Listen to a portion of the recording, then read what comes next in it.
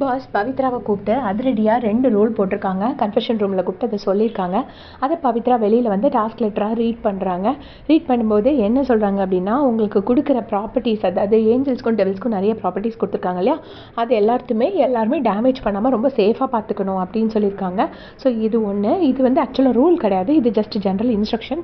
2 rules என்ன அப்படின்னு பார்த்தீங்கன்னா, எந்த கடவுளோட பேரையும் யாரும் சொல்லக்கூடாது அப்படின்னு.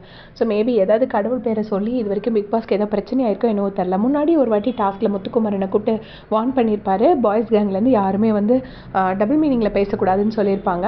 ஸோ இப்போவும் கூப்பிட்டுட்டு என்ன சொல்கிறாங்கன்னா, எந்த கடவுளோட பேரையும் யாருமே யூஸ் பண்ணக்கூடாது அட் எனி காஸ்ட் அப்படின்னு சொல்லியிருக்காங்க. அண்ட் 2வது ரூல் என்னென்னா, எந்த திரைப்படத்தில் வந்த எந்த கதாபாத்திரத்தோட பேரை டைரெக்டாக யூஸ் பண்ணவே கூடாது அப்படின்னு சொல்லியிருக்காங்க. ஸோ எதோ கதாபாத்திரத்தை ரோலை இது வரைக்கும் பிக் பாஸில் வந்தவங்க எப்பயாச்சும் இந்த மாதிரி ஒரு டாஸ்கில் யூஸ் பண்ணியிருக்காங்களா என்னங்கிறது எனக்கு தெரியல. உங்களுக்கு தெரிஞ்சால் மறக்காமல் கமெண்ட்ஸில் சொல்லுங்கள். ஸோ அந்த மாதிரி எந்த திரைப்படத்திலோட கதாபாத்திரத்தையும் இந்த இடத்துல யூஸ் பண்ணக்கூடாது.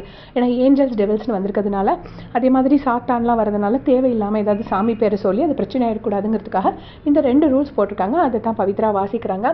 எல்லாரும் பிக் பாஸ் வீட்டில் செம்மையாக கிளம்பிட்டு இருக்காங்க. சூப்பராக முத்துக்குமரன் வந்துட்டு மஞ்சரியோட ஒரு காஸ்ட்லி காஸ்மெட்டிக்ஸ்லாம் எடுத்து கழுத்தில் எல்லாம் வரைஞ்சிட்டார் போல இருக்கு. பாவம் அவங்களுக்கு பசங்களுக்கு தெரியாது இல்லையா, கேர்ள்ஸோட காஸ்மெட்டிக்ஸ்லாம் எவ்வளோ காஸ்ட்லியாக இருக்கும்னு. உடனே இதே பென்சிலை கண்ணுக்கு போடுறதுனடா தந்தேன், இப்படி நீ கழுத்துலலாம் வரைஞ்சி வச்சிருக்கியடா அப்படின்னு சொல்லிட்டு மஞ்சரி சொல்கிறாங்க. அதுக்கு வந்துட்டு முத்துக்குமரன் சொல்கிறாரு, அப்படியா, இதுக்கு பென்சில் வச்சு வரையலடி, இதை வச்சு தான் வரைஞ்சேன்னு இன்னொன்று காமிக்கிறாங்க. உடனே மஞ்சரி இப்படி சிரிக்கிறாங்க. உடனே முத்துக்குமரன் கேட்குறாரு, அதுவும் காஸ்ட்லி தானா அப்படிங்கிறாரு. ஸோ எல்லாருமே பாய்ஸ் எல்லாருமே கடன் வாங்கி கேர்ள்ஸ் கிட்ட வாங்கி டிஃப்ரெண்ட் காஸ்மெட்டிக்ஸ் வாங்கி ஃபேஸ் ஃபுல்லாக படம் வரைஞ்சிட்ருக்காங்க. எல்லாருமே செம்மையாக கிளம்பிட்டுருக்காங்க. அன்ஷிதா சொல்கிறாங்க, என்னோடய பர்சனல்லாம் டச் பண்ணால் எனக்கு செம்மையாக கோவம் வரும், யாரும் என்னோடய பர்சனல் மட்டும் டச் பண்ணால் எனக்கு அப்புறம் நான் என்ன பண்ணுவேன்னு எனக்கு தெரியாது. தர்ஷிகிட்ட கேட்டேன், நான் வந்து நீ பர்சனல் டச் பண்ணுவியான்னு கேட்டேன் அப்படின்னு சொல்லிட்டு அன்ஷிதா சொல்லிட்டுருக்காங்க.